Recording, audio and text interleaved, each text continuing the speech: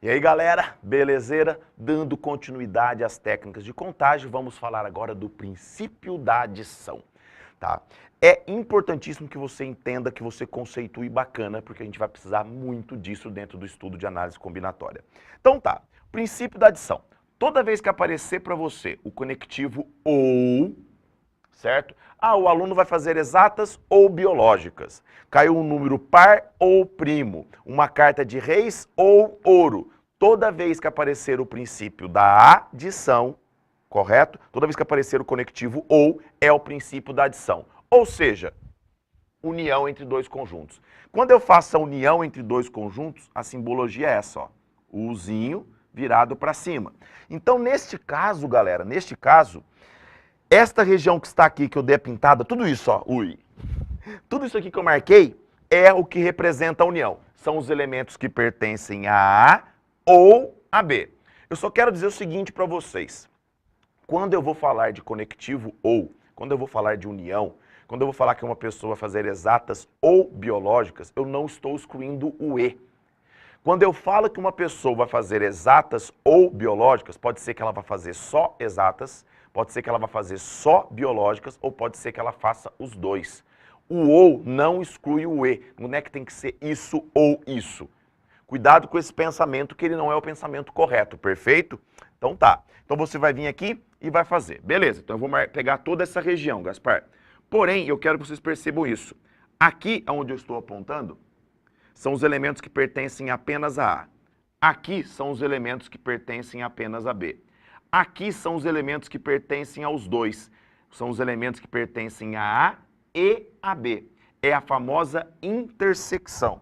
Se você até preferir, ó, é o Uzinho ao contrário. Neste caso, é o conectivo OU que me leva à ideia de intersecção. O conectivo, perdão, ou não, conectivo E que me leva à ideia de intersecção.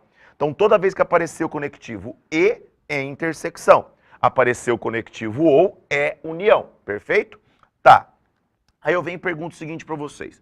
Então, vocês concordam que nesse caso, se eu quiser quantificar, porque o que me interessa é quantificar, a união, eu vou fazer os elementos de A mais os elementos de B, porém esta região vermelha que está aqui, que é a intersecção, eu estou somando ela duas vezes, então eu vou ter que subtrair uma vez. Então eu vou fazer os elementos de A mais os elementos de B e eu vou subtrair uma vez a intersecção, por isso que eu subtraio a intersecção. Beleza? Porém, se os conjuntos forem disjuntos, ou seja, o conjunto das bolas separadas, certo? Famoso peão boiadeiro de Barreto, pá, bola separada. É porque eu tenho o quê? A minha intersecção é vazia, perfeito? Ou seja, são eventos mutuamente exclusivos. Então, o que acontece aqui, galera? Neste caso, se eu for fazer a união, eu vou apenas somar os elementos de A com os elementos de B. Nesse caso, eu não subtraio a intersecção porque eu não tenho a intersecção. Ah, Gaspar, então deixa eu ver se eu entendi. Quer dizer que toda vez que aparecer o conectivo OU, eu vou pensar em união. Beleza. Tá. E toda vez que eu tiver união, eu tenho que me perguntar, tem intersecção ou não? Se tiver intersecção, eu subtraio a intersecção. Se eu não tiver intersecção, eu apenas somo os elementos de A com os elementos de B. Exemplo. Eu vou lá e te falo o seguinte, tá? Um número pode ser par ou primo. Tem como o número ser par e primo? Sim, o 2. Então eu vou pegar a quantidade de números pares, eu vou pegar a quantidade de números primos e eu vou subtrair a intersecção, números pares e primos. Perfeito? Agora eu vou lá e falo o seguinte, ó, eu quero um número terminado em 3 ou 5. Aí eu pergunto para vocês, apareceu o conectivo OU, beleza, é união. Aí você vai fazer a seguinte pergunta, tem intersecção? Tem como o número terminar em 3 e 5 ao mesmo tempo? Não. Então eu tenho esta situação que está aqui. Perfeito? Não vai ser difícil de você perceber se tem intersecção ou não. Perfeito? Tá.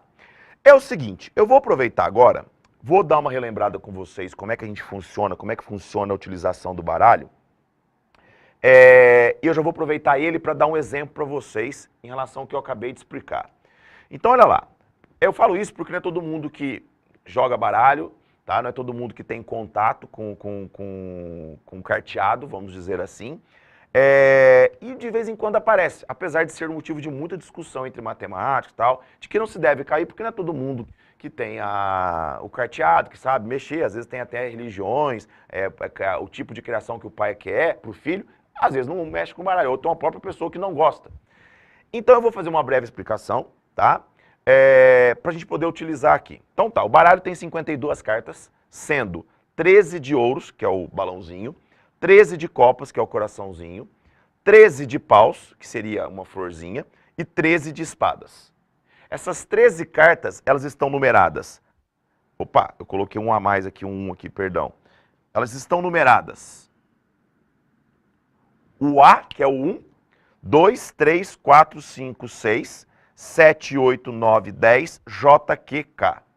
As 4 letras é o A, o J, o Q e o K. Os outros são números, os outros são os 9 números.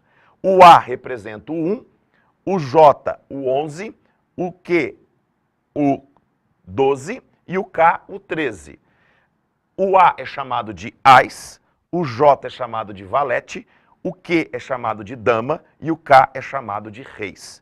Então quer dizer que aqui eu tenho 13 cartas de ouro. Então eu tenho um Ás de ouro, um 2 de ouro, um 3 de ouro, um 4 de ouro, um 5 de ouro, um 6 de ouro, até o Reis de ouro. Mesma coisa para copas, mesma coisa para paus, mesma coisa para espadas. Então o que acontece aqui? Eu vou vir aqui agora e vou fazer 2 perguntas para vocês.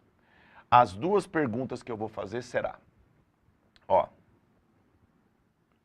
considerando um baralho com 52 cartas, escolhido uma carta, eu quero que ela seja uma carta de reis ou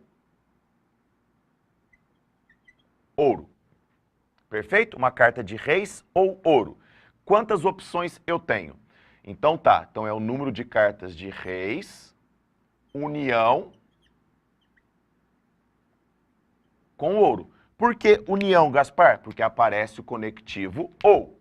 Então, primeira pergunta que eu vou me fazer. Possui intersecção? Existe a carta de reis de ouro? Sim. Então, o que eu vou fazer? O número de cartas de reis mais o número de cartas de ouro menos a intersecção reis e ouro. Perfeito? Aí eu pergunto para vocês. Vamos lá. Reis ou ouro, união. Quantas cartas de reis eu tenho? Uma de ouro, uma de copa, uma de paus, uma de espada. 4. Mais, quantas cartas de ouro eu tenho? 13. Menos, quantos reis de ouro eu tenho? 1. Então, o número de elementos da união reis ou ouro, 4 mais 13, 17, menos 1, 16. Perfeito? Tá? Ou seja, eu tenho intersecção, então eu tive que subtrair intersecção. Agora eu venho aqui e te pergunto o seguinte.